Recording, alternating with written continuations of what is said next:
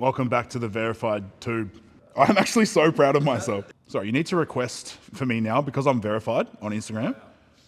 Because I've got the blue tick, you need to be like, are you ready? You can get Meta verified. Try again for a verified badge and more. And then it says, welcome to Meta verified. We confirmed your identity. First of all, they didn't. Thank you for your payment. You're a piece of shit. It doesn't say that. Welcome to Meta verified. I'm a big deal now. I'm a big deal. You've always been a big deal. Well, I have, that's true. No, so what have we done today? We've onboarded like 400 clients in the past 3 days. I don't know if you know, but I'm now the wellness coach in Australia. That's my blue tick. This is my blue tick. We got to find a spot for it. I'm gonna have to get a wall in my office for him now, for one. I'm gonna have to get a wall in my office for this one. No, so that's 2 overall titles in 2 weeks. What more do you want from me? What more do you want from me? Honestly. Verified winner. Verified winner. No, so we onboarded 2 clients this morning. We had Tavelin come in. Tavelin won the ICN Victorian Overall Wellness Championships. So credit to Tavelin. It was a pretty stacked lineup. So one of the girls she beat actually won the NBA Wellness Overall. So it was a stacked lineup. So we had overall wellness winner from a different federation come across to the ICN. And Tavelin was like, you know what? I'll give a fuck. 18 years old and won a wellness overall. I'm cleaning out my closet. In all seriousness, Tavelin came in this morning for a check-in and we had a legitimate conversation about whether or not she should do nationals. We never had the intention of doing nationals. First time she's ever competed, she did 2 shows back to back. She improved on both of those shows. And then her thought process was, well, let's just do more shows. And I had to ask her the question of like, why do you want to keep competing? It's very rare, especially as a natural athlete, it's very rare to continually get better week after week after week, especially without the muscle density and maturity of someone a few years older than her.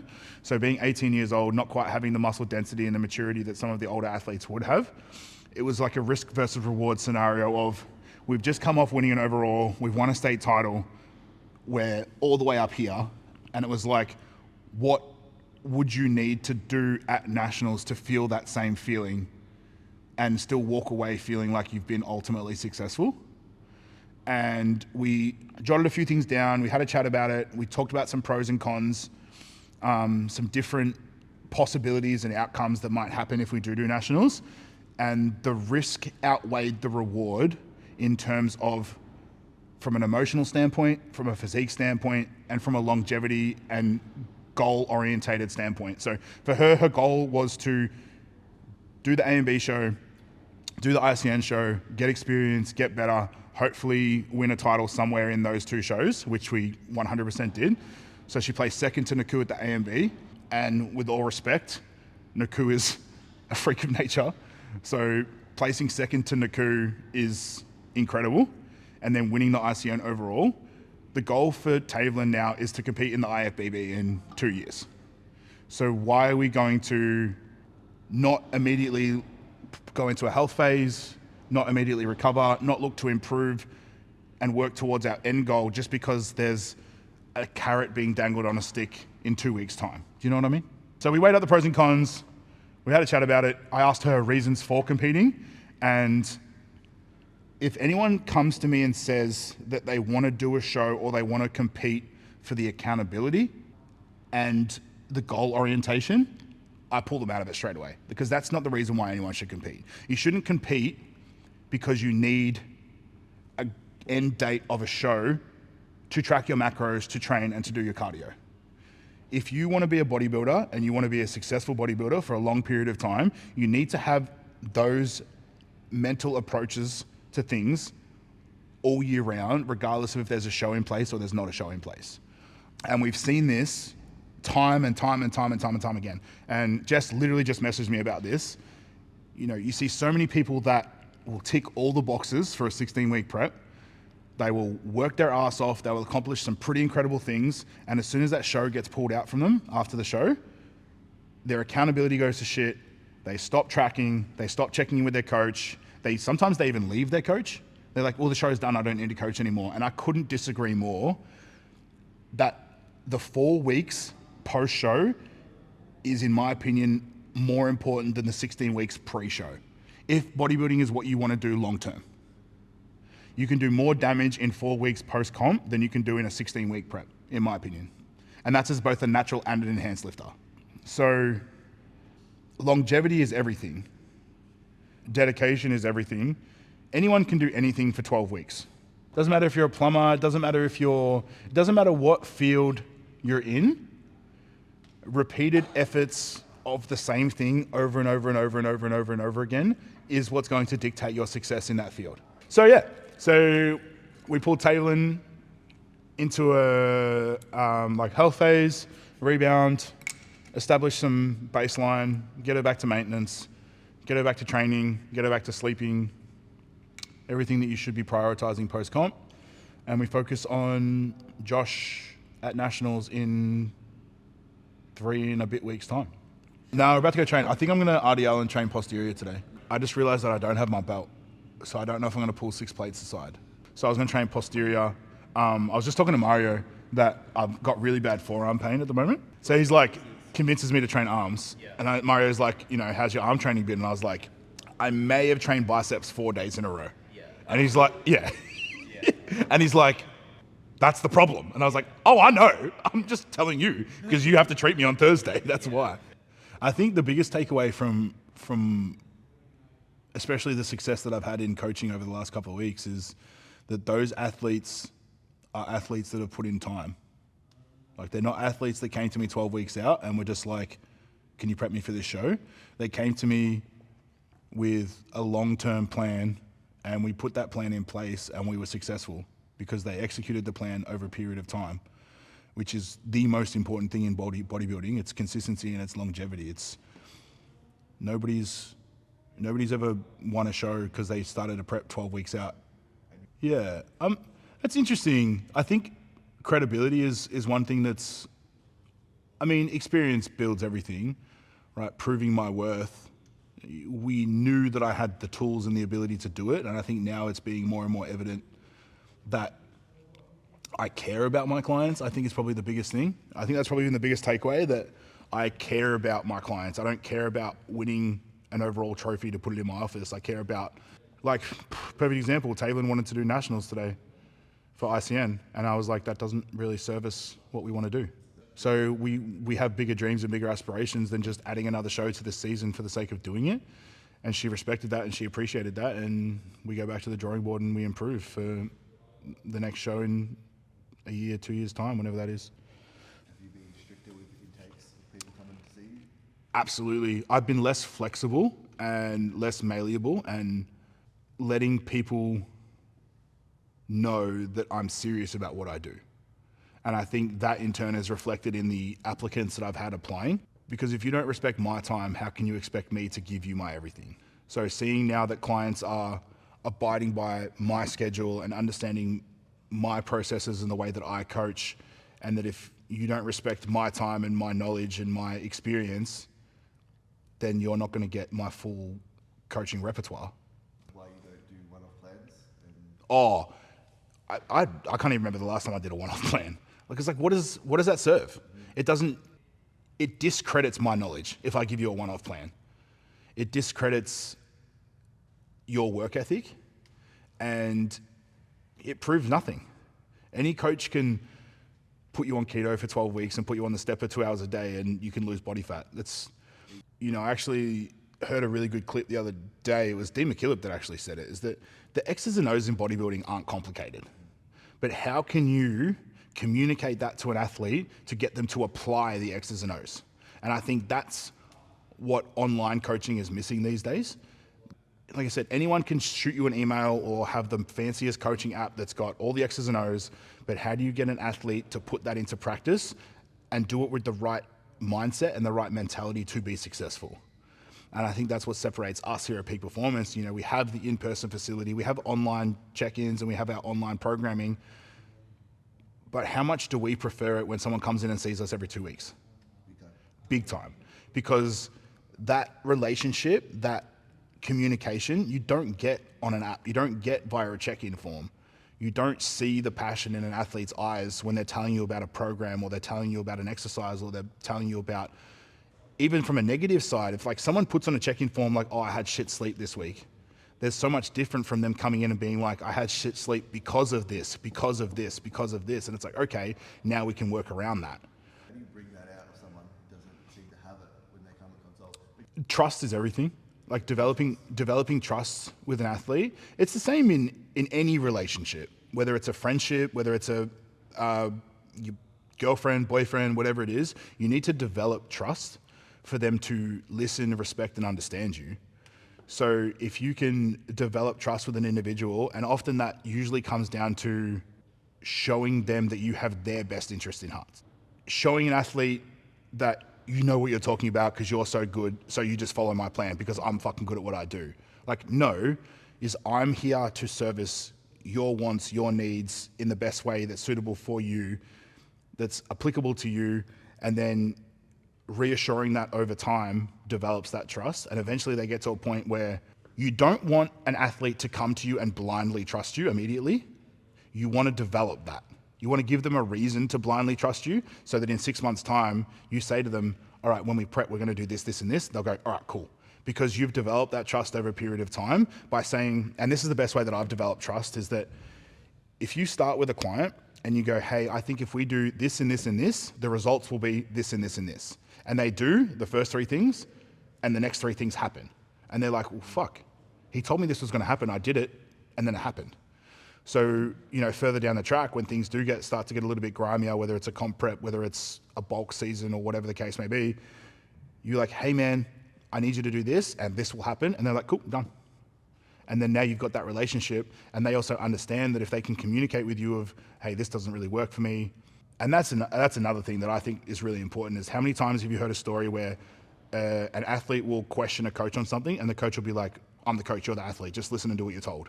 And that's not the way that I like to coach. I like to coach by educating. I like to coach by explaining why we're doing something.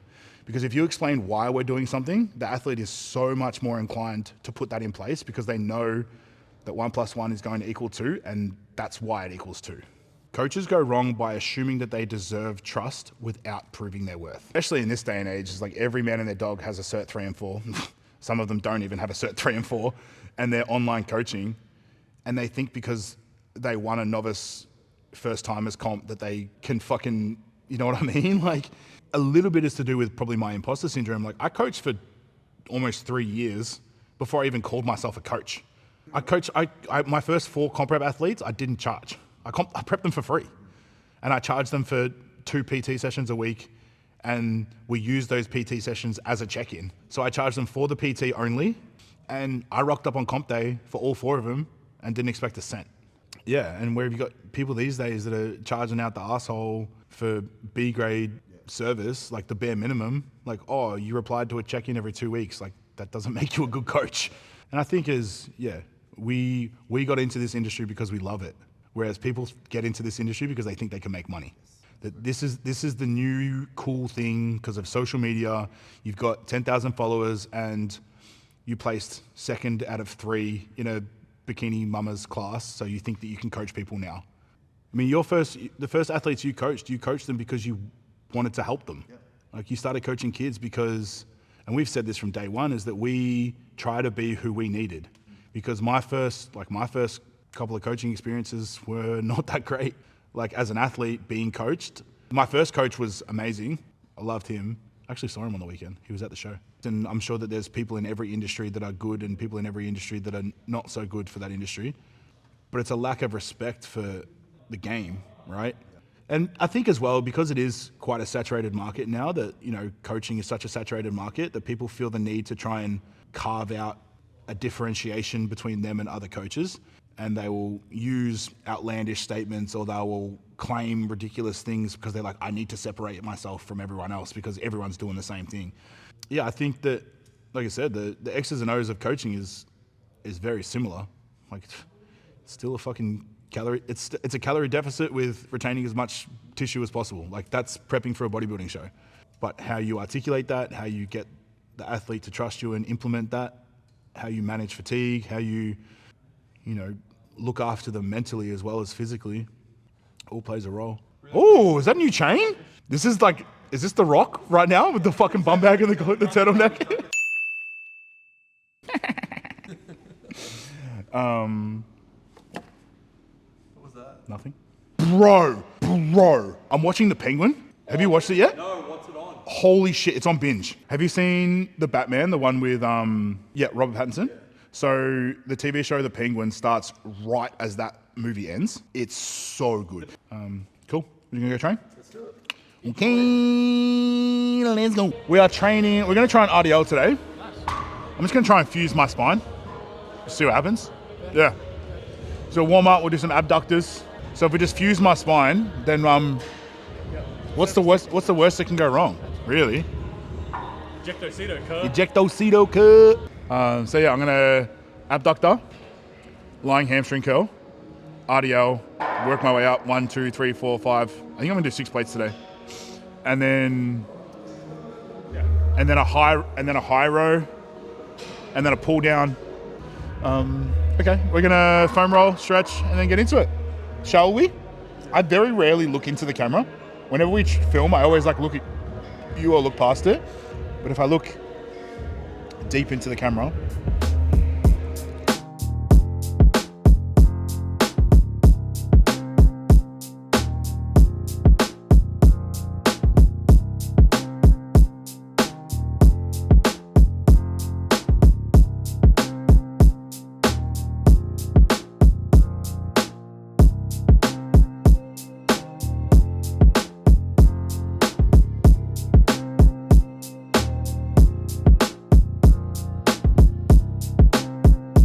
other than that, is there any other movements that are giving you grief at the moment? On leg day I found that the walking dumbbell lunges Yep. were odd. A great alternate variation for that is a heel elevated Smith machine lunge. So I'll do I've been setting up a Bulgarian in the Smith machine. So having my front foot heel elevated with like the wedge and my back leg up on a bench and being on the plane of the Smith machine is really good from a knee flexion standpoint, and you don't fuck around with the stabilizers of your lower back and your hips as much. Sometimes as well, I find that if people do them in a rack, they tend to just pull on the fucking support and takes a lot of the tension off the quads and the glutes. So I find that if you're in the Smith machine, you're stable and you're locked in, but you can isolate the legs a little bit more rather than, fucking around with other like muscle groups and stabilizers and stuff like that. So we can can the walking lunges, try them in that. If that's no go or feels uncomfortable or you're not really used to it, then do a Bulgarian in the rack. All right, well, we'll work it out between now and then, but yeah, I'll run you through it. Even if I train legs between now and then, I'll film it and I'll send it to you.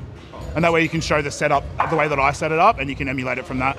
But I found that that's been like a really good variation. So, because I find that when I do dumbbell Bulgarians, it's just all glute for me and no quad, because I'm like so trying to stabilize and sit back into it. Whereas with the Smith machine, because you've got the weight sort of stable already, you can really like lean forward and get maximal knee flexion. And then because we're heel elevated, knee goes forward and we can get maximal quad as we push up. I might find I can actually load the weight As well.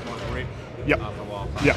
I always say it's like people will take a movement and they make, for example, like a Bulgarian or a dumbbell RDL. People are so focused on holding to the weight and moving the weight that they're not even focusing through their hamstrings. Same with the Bulgarian. So many people are so focused on controlling the dumbbell in their hand that they're not even concentrating on what muscle groups they're using to actually lift the weight. So I'm like, the least amount of variables that we can have in a movement, the better. So the more controlled and isolated, within reason, of course, the least amount of variables that we can have in a movement to isolate the muscle group that we want to be attacking, like that's bodybuilding. That's all bodybuilding is. So, done. Easy. Oh, I'm sorry. That's my fault. That's my fault. What do you want to do in the Mitch, future? delete that. Delete that, Mitch. What are we doing in the future then? We're going to handshake.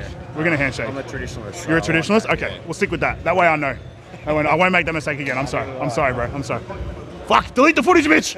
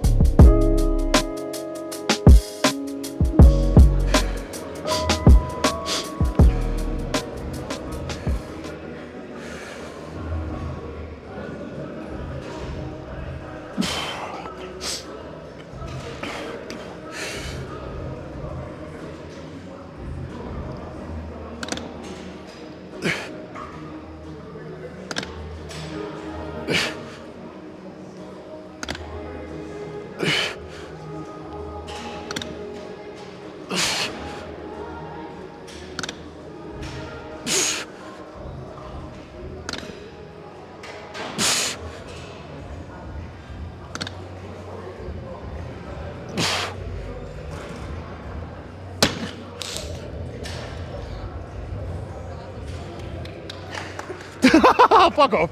Fuck off. No, your spine will shoot through. Wow. That felt so easy. Like I easily had 2 more in there if my grip strength didn't go. Like easily. Fuck. That was insane. It always looks like I'm taking so long for that first rep.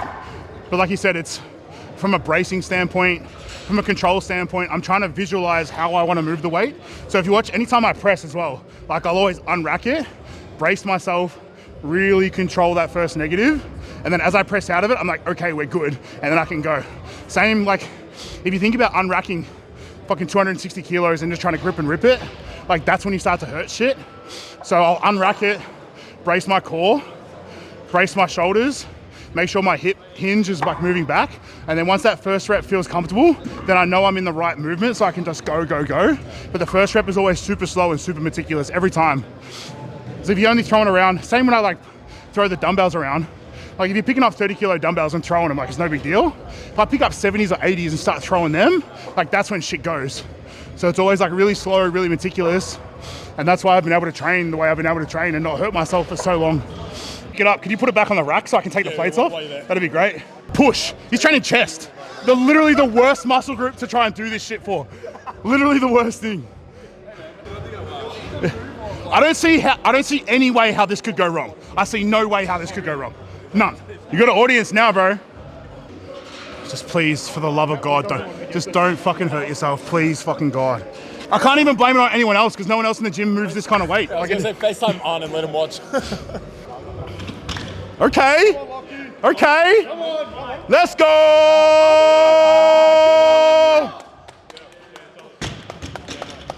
Didn't put down on the floor properly, no lift. Should I go 280 for a triple? Is that smart? Probably not. Okay. Okay. Sorry, I got carried away. There's people around, I got carried away. No, I absolutely should not. The problem is now I'll just take the piss out of this weight and fuck my shit up.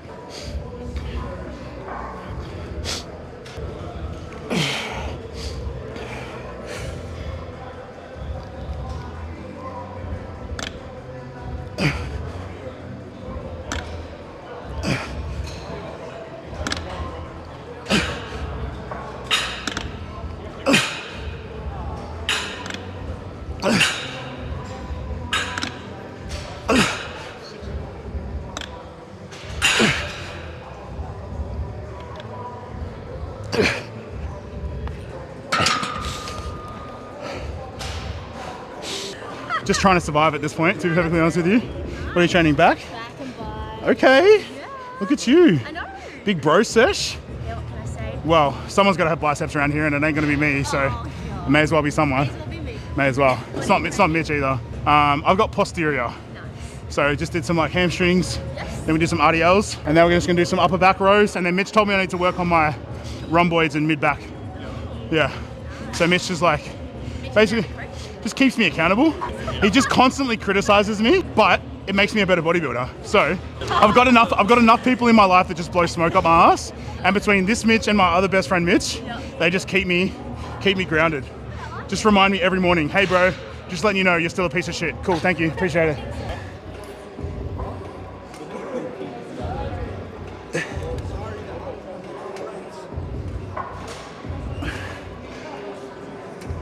Oh, did I just take your plates off, bro?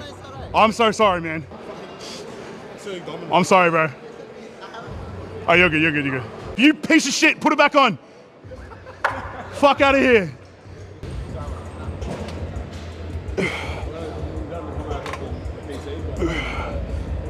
No, in all seriousness, like you can't get like juiced up and strong in the gym, in prison, because they don't want you to be too strong. So like you're not allowed to press more than like 2 plates aside on like bench press. You're not allowed to like, the dumbbells only go up to like 30 kilos because they're like, if everyone gets, that's what I mean, like, so people don't get fucked up. What are you going to? 60.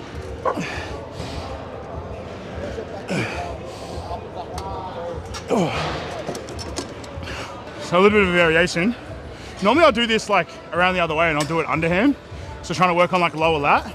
We've had so much lat work lately and we're trying to work on that mid back area.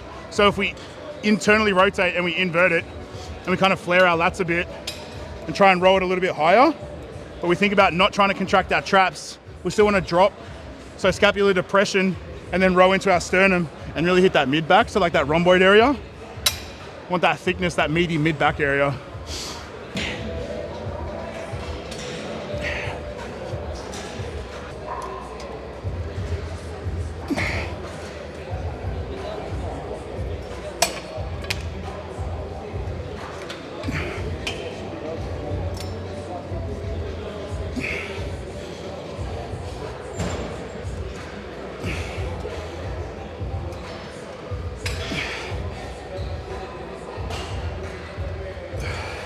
Because we're like sitting in like an extended finger grip rather than actually using our forearms to grip the attachment with these mag grips. So if you kind of like sit it in the lock of your fingers, that takes all the pressure. So rather than actually gripping it and using your forearms, you don't really need wrist straps or anything. You kind of just sit it like that. And that way you can actually utilize your back to move the weight.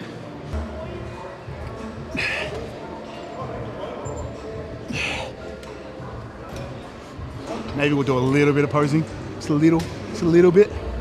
But honestly, I'm actually really happy with this session, considering the shenanigans and the banter and the bullshit and the forearm pain and the potential lower back pain. Life is what you make it. Life is like a box of chocolates. I usually eat the whole box.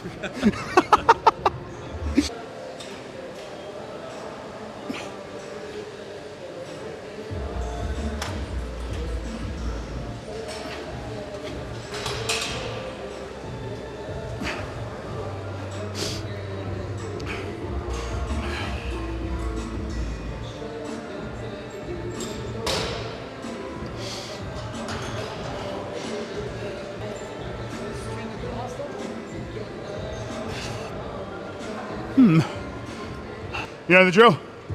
Another one in the books. Like, comment, subscribe, and we'll see you in the next one.